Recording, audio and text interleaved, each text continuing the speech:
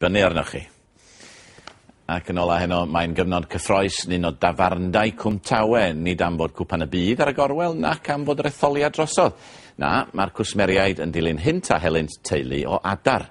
Maen nhw wedi nythu mewn bocs yng ngardd y Miller's Arms yn Ynys Tawe, ac mae lluniau ohonyn nhw'n cael eu darlledu ar sgrin deledu.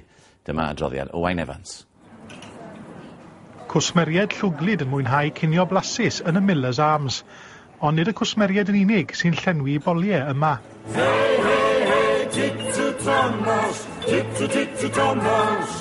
Ar sgrin deledu yng nghornel y dafarn, mae modd cadw llygad barcud ar deulu bach o ditwod Trachwantus.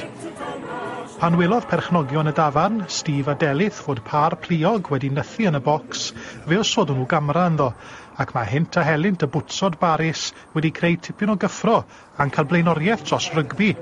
Glywch chi riod am ditwod yn drech na gweilch? Mae da ni 5 ciw bach a geithon nhw ni ar yr 8fed o fai.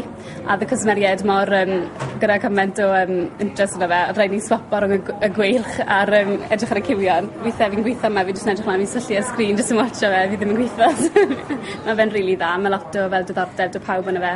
Efallai byddech chi'n disgwyl gweld ambell aderyn brith neu geiliog dandi mewn tŷ tafarn, ond go bryn ni bod nhw'n gymeriadau mor lliwgar ar rhain. Maen nhw'n sicr yn destun trafod, a chwsmeriaid wrth i boddau yn cael busnesan ar deulu o ditwod.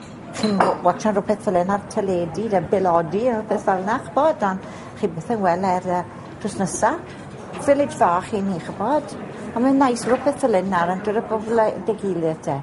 Ymhen wythnos, bydden nhw'n barod i adael y nyth, a bydd Steve a Delyth yn hiraethu amdanyn nhw. Y dyddiau hyn, wrth gwrs, mae'n ddigon hawdd cadw mewn cysylltiad ag adar bach. Chi jyst yn dilyn nhw ar Twitter.